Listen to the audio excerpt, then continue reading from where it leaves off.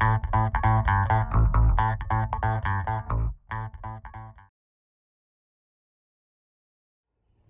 guys, so today I'm building a garage shelf, and here's all the stuff that I bought.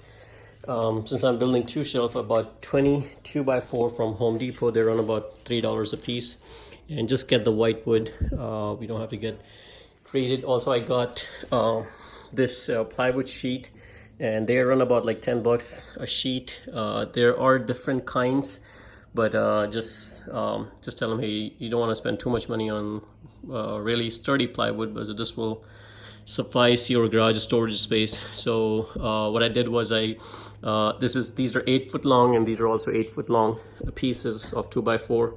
So on the plywood, they cut it for you. So I told them, hey, cut it in half.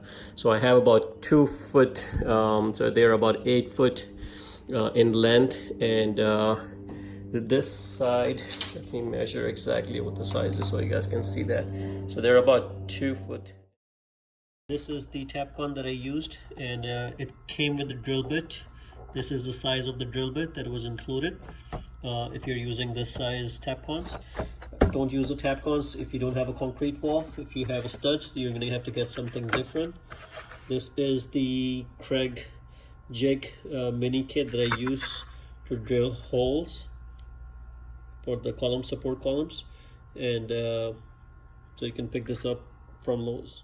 These are the type of screws that I'm using, 3" by 9, and I would recommend this one because if you look at the end, it has this cut which helps to penetrate in the wood, so you don't have to drill in the wood prior to putting the screw. So you can just use this to screw in and just drill directly into the wood, you know.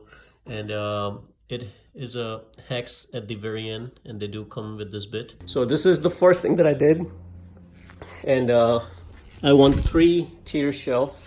So what I did was I measured about 2 foot 6.5 inches from bottom up, and that's like my top of this. So this is where the plywood is going to sit, and this is my first height from the ground.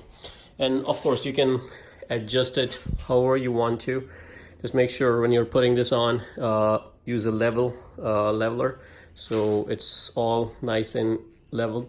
And from here onwards, I'm gonna put 2 more right above it. Okay, so now I got the second piece in. So just a quick tip I'm gonna give you guys is like, you know, on the side you may want to put, like, you know, one on this side or on this side. So I think it was easier for me. The reason I want to put this wood on this side is because I want the edges to be equal and aligned. You can do certain measurements to get them aligned, but this is the easiest way. All I had to do was just put a quick screw through it and just to hold it in place, and it's nice and straight. And also it will give me the exact height where I'm going to put my top shelf. So to mount these is pretty simple, guys. All I had to do was get this. So since I have a concrete, and if you have a concrete, then this is exactly what I got. And this type of Tapcon, you can get it from Home Depot. What I did was took a screw, drilled it through the wood, and kind of hold it on the wall, kept drilling to make a mark on the concrete, and I did that on both sides. Of course, you're gonna need some help. I kind of did it by myself. The way I did it is I made a hole and mark over there first, drilled it, put a Tapcon through, holding this, and then I just brought it on this side, kind of put a leveler, leveled it, and then did the same thing over here, drilled the screw through, which marked the hole, moved it out of the way, drilled it, and then put the Tapcon through. So this gave me an exact straight beam on the wall. I did measure the distance between these two and marked it with pencil so I don't misalign them, and of course use a leveler.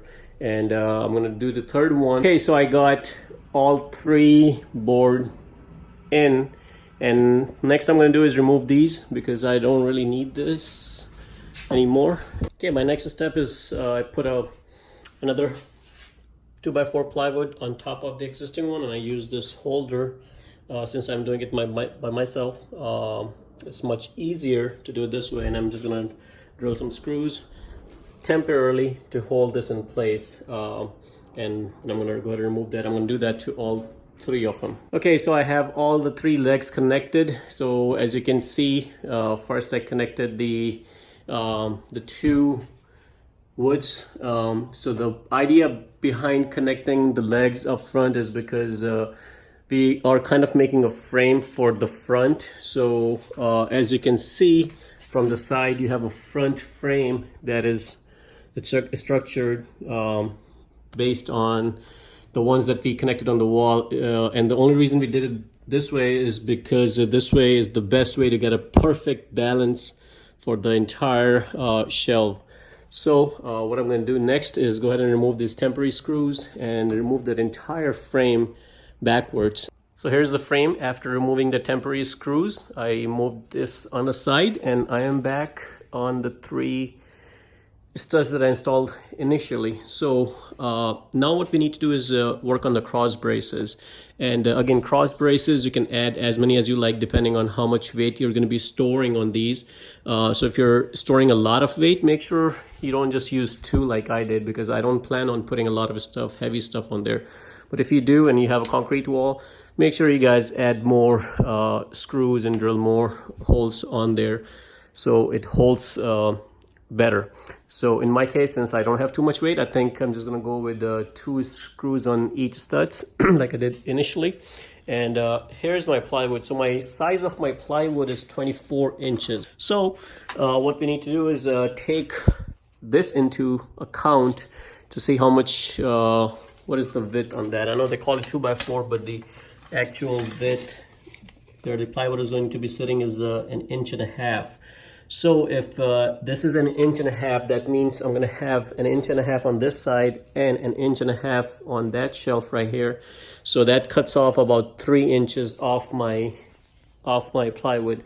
So that doesn't mean you're going to cut your plywood 3 inches. That means your cross braces will be 3 inches less than the size of these. So since those are 24, I'm going to go ahead and cut the cross braces for 21 inches, and that will cover, that will give me enough length to connect to these and have enough space to put those plywood on. Okay, so here is a 21-inch piece that I cut, and for me to connect it to the existing 2x4 on the wall, what I'm going to do is use this kit. This is a drilling kit which will make pocket hole on the braces on the so what I'm going to do is there are instructions that you can follow, but these are special screws made for these, and you can see these are pocket hole screws. Okay, so here is an example of the pocket hole screw that I just drilled. So this is how you're going to set this up. You're going to hold this together so it doesn't move, and it comes with a special drill bit which comes in your kit, and you just use that. And all you have to do is stick in your drill this way and just drill, and you can see. And there are directions of where should you put your stoppers, so just read those instructions and use that. It all depends on how thick your wood is. So in my case, I'm using the instruction given to me on 1.5 inch thickness, and this is what I have. And let's go ahead and see how it came out. So here it is, and you can see inside. So if I use this screw and drill it inside, I think from here on it'll give me enough length to drill into the wood.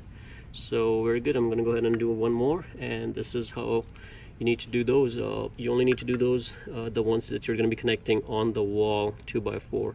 You don't need to do the ones on the back, because we're just going to drill straight screws from this frame right here. So I'm going to go ahead and finish up my work on this, and then we'll continue. So to connect the cross brace, start from the very end, and I'm starting from the lower side, but you can start it from anywhere you want to. I'm again using my clamp on holder since I'm working by myself, and these are the 2 screws, the special screws I just screwed in, and now I can go ahead and remove this, and the cross brace is in. Okay, so now I have all 6 support brackets on, and now it's time for me to install the front support columns. But before that, I think I have limited space, so I think I'm going to put the plywood, and there is enough support that it will hold. Okay, so here I put the plywood on the support, and you can see they're holding up pretty good. Okay, so I put the front face on the after I put the plywood. Now here's the thing, so either you get like 4-inch screws to screw all these 3 wood together, but what I'm doing is I'm removing the front face one by one. Since I have 3 of them, it'll give you enough support. So here I removed one of them, and then what I did was I put 2 screws in right from here to this guy, the support bracket. So once I do this, then it's just a matter of putting this one right here, which I removed, and that should be it. So I'm going to go ahead and do the same thing over here, and then I'm going to remove the center one and then do the same thing on the third one. And okay, so I'm all done with my project, and everything is back to normal. The only thing I did not screw these in, but if you really want to, you can screw these in depending on what you're going to be storing on them. Since I have lighter stuff, I'm not gonna drill those in, but you can just use the regular screws to put these together. Everything is back in. Check for sturdiness, make sure it doesn't move or does not have any wobbly effect, and in my case it's pretty sturdy. So guys, thanks for watching. If you like the video, please subscribe to my channel and like the video. Thank you.